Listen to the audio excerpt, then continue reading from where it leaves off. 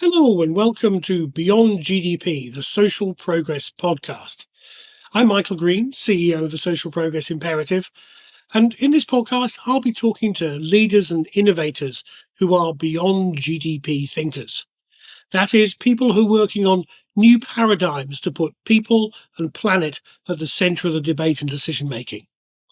We're going to range widely with conversations that are global and local and talk to people in business, government and civil society. But for this first episode, my guest is a distinguished journalist who led the Economist team in New York for many years, among many other things. He's also a serial social entrepreneur who was indeed a co-founder of Social Progress Imperative and still sits on my board. Matthew and I are also old friends and have co-authored a number of books together. Matthew, welcome. Great to be with you, and I'm so glad you've launched this Social Progress podcast. Beyond GDP is the topic we should be discussing, I think. Absolutely. Now, we, of course, could talk about many things, but I thought we'd focus today on the idea of philanthrocapitalism. Now, that was a term that you invented for The Economist nearly 20 years ago, I think in 2006, and it really seems to capture the spirit of Beyond GDP, because it really challenged the idea that the duty of businesses and the wealthy was just to, more wealth creation. So tell us, what is philanthrocapitalism? Well, as the co-author of the book of the same name, you kind of don't need to ask me really, Michael, but for our audience, philanthrocapitalism came out of this idea that, actually we were seeing this new generation of business leaders and super rich people who actually we became convinced could play a role in solving some of the big social challenges and environmental challenges of our time by bringing their business brains as much as their hopefully human hearts to bear on some of these big challenges and working as part of multi-stakeholder solutions to sort of really turbocharge what we thought would be dramatic social progress when we started writing about this book, or thought could be if they did it right. I think part of the challenge that we laid out in the book was that there's lots that philanthropy can do in theory and lots that business can do in theory to help drive social progress, but it actually, a lot of what was being done in practice wasn't all that useful, and actually we wanted to set out an agenda for doing philanthrocapitalism well, so that you could bring the best of capitalism and the best of the kind of passion for humanity to thrive, together, and really achieve a better world. Well, thank you for outing me as co-author. Of course, I'm very proud to co-author Philanthrocapitalism with you. And we wrote a final chapter in the book, I think, which was a bit hokey, which was about imagining a future. Was it 2025 or 2030? And there was Bill Gates with Bono all sitting on... Well, it was actually Bill Gates' 70th birthday party, and we located it in the International Space Station, which we assumed would be owned by Richard Branson. So we weren't so far wrong on some of the fascination with space and how these billionaires want to get up there. But I think we rather optimistically had Bono as Secretary General of the United Nations. And Gates, we had say that he, the concluding line was, well, we've solved malaria, what now? Which in some ways was a smaller vision than perhaps we should have had, and in other ways was perhaps a bit more optimistic than has turned out to be the case. But by the measure of those goals, for example, elimination of malaria, they haven't got there. So how successful has philanthrocapitalism been? Has it lived up to its potential? I mean, in a word, no. But one word is probably not the right way to answer this question. I think philanthrocapitalism has, the idea that if you are a super rich person, you become a billionaire, you need to commit to giving back in some way, giving some of your money away, not just spending it on the next super yacht or whatever, but actually doing something good for society. By about 2015, that had become pretty much the new social contract, the likes of Bill Gates and Warren Buffett launching the Giving Pledge, getting hundreds of billionaires from around the world to sign up to it. It looked like things were going to be, really building into momentum that started with a commitment and then would hopefully follow through with massive giving. Now, the last 10 years, on the other hand, not gone so well. And now we're in the situation where a blog post that I wrote shortly after the election, the first time round of a certain orange president, I wrote a piece called Philanthrocapitalism versus Misanthrocapitalism, which I think captures the state of play right now.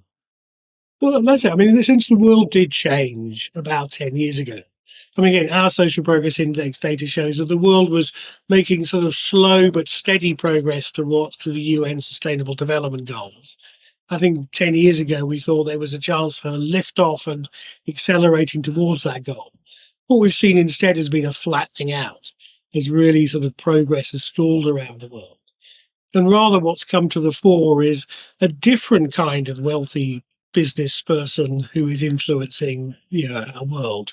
You mentioned the space station with Richard Branson. Well, it'd be more likely to be a space station owned by Elon Musk on Mars nowadays. You look at the political space, and someone like Peter Thiel is getting a lot of coverage for how he's influencing politics.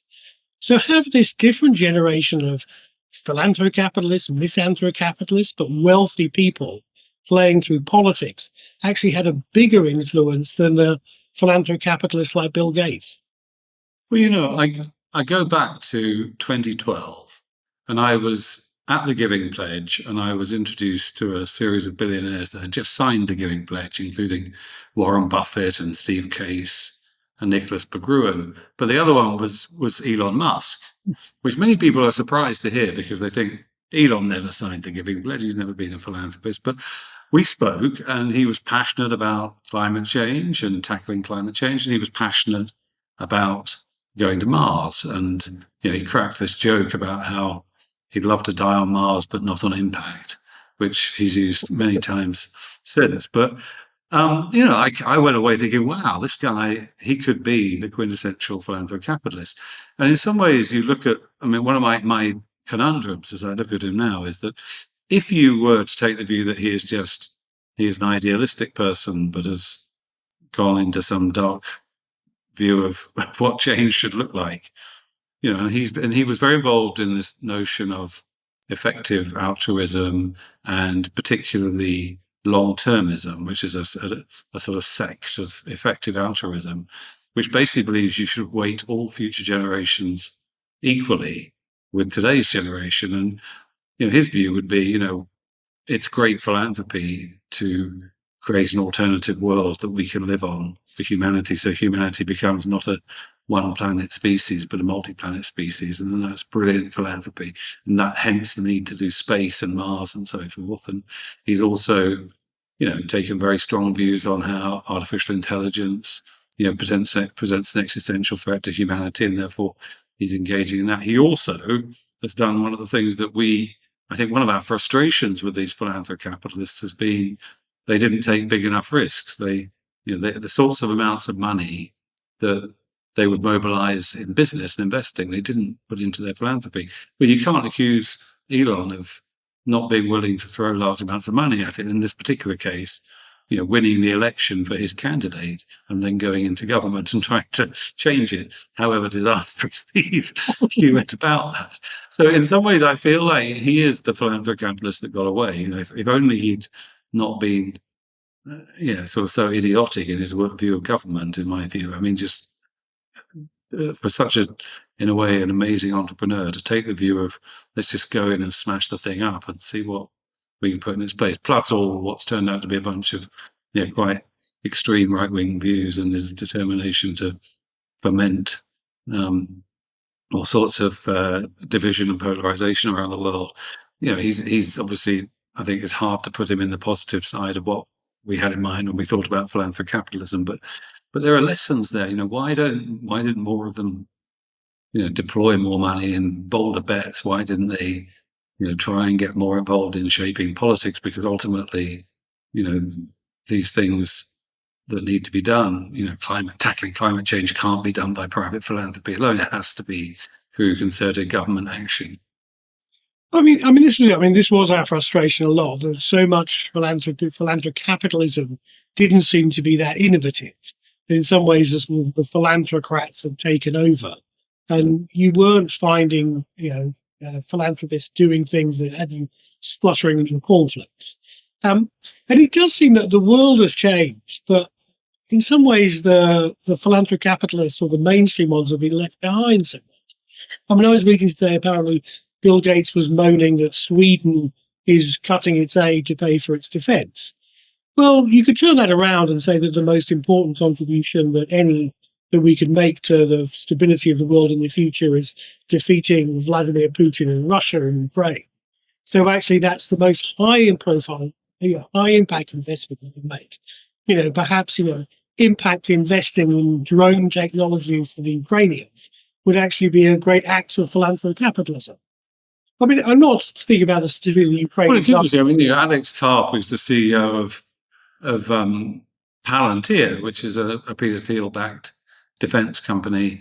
He has written a book on making the moral case for defense. Which is something I think we'd all hoped no one would have to do, because we hoped we were in a world of SDGs and spread of democracy, spread of a global system of governance, all those things which now seem to be in retreat and peril, and even American democracy seems in danger. And for years we've been talking to philanthropists who've been trying to take different initiatives around trying to shore up American democracy and strengthen it. And we may well see one of those people be pursued in the courts by the Trump administration, George Soros, enemy number one.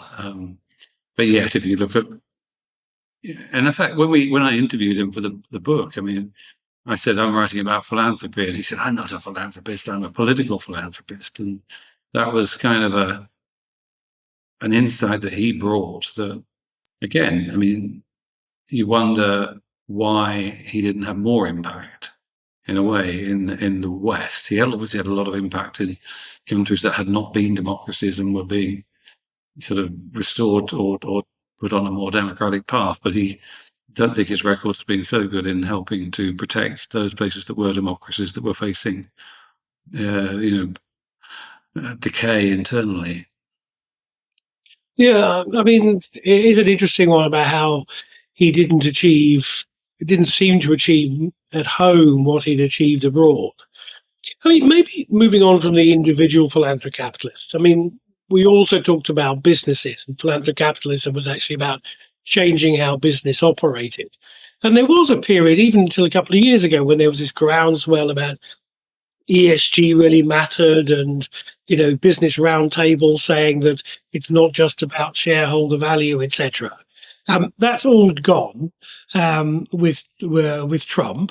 This is a clear warning to businesses in America, at least, and around the world, that from the White House at the moment, the business of business is business and nothing else. Has that whole philanthrocapitalistic vision for business disappeared now, do you think? Or is it just hiding? Well, this is the Monty Python dead parrot sketch, isn't it? Is it just asleep after a long squawk, or is it actually dead, a dead parrot? I think that, what we've discovered is that, business leaders feel very vulnerable to personal attack and business attack under the Trump administration, and in those circumstances, they seem collectively to have taken the full staff approach of discretion is the better part of valor, and they've kept their heads down, and maybe they've written large checks to Trump and they've settled lawsuits. And I think they're all hoping that they can just get through the next few years, and there'll be a different administration, and they can get back to more normal business practice. And I think underlying that, though, there is quite a division within the business leadership between those who are doing what has been called green hushing or social hushing, which is, we'll carry on with what we were doing, essentially, but we're not going to talk about it anymore, at least publicly, because that just invites the wrath of the authorities. And then there's another group that probably thought this was all BS all along, but they had to say it because that was the vibe of the moment, and that they're all tremendously relieved they can go back to just trousering as much money as possible for, wrecking the world as they do so. So I think that, and I do think that will, depending on what happens to democracy and, and what happens on climate change and what happens to the polarization of societies, there will be a point where the pendulum swings back, and some of these leaders that thought they could get away with going back to the bad old ways may come to regret doing it, although probably they would have retired then to spend their fortunes. And so this is one of the problems of short-term leadership of big companies. But I mean, I think the underlying point that we were making was that actually that period where you could just focus on making money, that was sort of probably the case through the 80s and 90s, that in this world of where there are real geopolitical risks, and we have got a reality of climate change, it means that you can't ignore, as a business leader, the broader context in which you're operating. Unfortunately, I think because the broader context, particularly in America, is so horrible, that they are not ignoring it, but kind of rather trying to embrace it and make sure they don't get on the White House naughty list, essentially. I mean, these are extraordinary times as we see the climate crisis accelerate, and then we see the political center of gravity, at least in the US, moving in the opposite direction. So this is a time of a lot of flux. Let me put you on the spot. Give us a prediction for the next year. What do you expect to see in the next year ahead? Give me a look at your crystal ball for us, Matthew. Well, unfortunately, I think crystal balls are a lot less useful today than they have been for quite some time, because we are in a new territory. I mean, you have, on the one hand, this sort of extraordinary investment in artificial intelligence and the sense that that is now starting to affect every aspect of life. And again, we don't really know what that heralds. It feels like things could change very fast and very dramatically. On the other hand, we have, this sort of extraordinary political farce, and a sense that, that we're going through a period of madness in a way in the leadership of the world, and that those that aren't mad don't really know quite how to engage in it, and that we're seeing the emergence of new axes. We're seeing the risks of new wars coming up. I mean, I think people are increasingly nervous about China and whether it may opportunistically move against Taiwan, which, it's terrifying to think of adding that into the mix of what we're already seeing. And I guess my hunch is, is that the reality of Trump's economic policies will come home to roost, and they already are a bit, in terms of the US economy will get more and more difficult, I think, for many people. GDP, I think in America, GDP growth wasn't delivering for the public anyway, for many people. So so a lot of the GDP growth that was happening was bad GDP rather than good GDP. And that was before Trump. And now, I think we're going to get even more bad GDP and even less good GDP growth. And maybe we get a recession, and, we start to see the indicators of inequality, not just in income and wealth, but in all access to all sorts of the basics of a good life, going more rapidly into decline. And, obviously there's real risks of, depending on what the Supreme Court does, and in terms of what the Army and National Guard are willing to do in the context of a commander-in-chief who's willing to go into into uses for them that have never really been seen as acceptable in America before. There's all sorts of potential for social breakdown in America, and then while the superpower is falling apart internally, what that means for the rest of the world, I don't know. Europe is the one that I guess in some ways you'd like to feel Europe is going to get its act together. And on the defence spending side, maybe it has been, but again, politically, Europe feels very fragile as well. So I don't know. It's quite hard. I mean, I really feel, for a long time, my view was I used to define myself as a paranoid optimist, which was a phrase that one of the former editors of The Economist gave to me, which was, I'm fundamentally an optimist. I believe the world is going to get better, but I spend all my time as a journalist worrying about what could go wrong. And now I think I might just be a pessimist, actually. And all those things that I was paranoid about seem to be happening, and happening worse than I thought. I guess is there maybe a positive narrative somewhere in the global south or the developing world where people are finally able to be free of the shackles of the colonial powers and do their own thing? I mean, I'd like to believe that narrative, although I think it's a stretch as well. Well, Matthew, I hope it's been helpful for you and therapeutic to be sharing your nightmares with me. It certainly left me pretty terrified. I think I'm going to pull out from that a prediction, and I think you've heard it first, ladies and gentlemen. This bombshell, Matthew's predicting a crash in the US economy in the next 12 months. So we'll look forward to bringing you back to either rewarding you for that successful prediction or mocking you for it. Thank you. But I don't want to end a Beyond GDP conversation being tied to a prediction on GDP. So I do want to come back and finish with saying that I do think that this period is reinforcing the reason why we needed to talk about Beyond GDP, because, for the last 10, 20 years, America has been leading the world in GDP. And for all that, and for all that it was being rude about Europe and its much slower GDP growth, it's ended up with a deeply polarized and dysfunctional society that is, going backwards on social progress.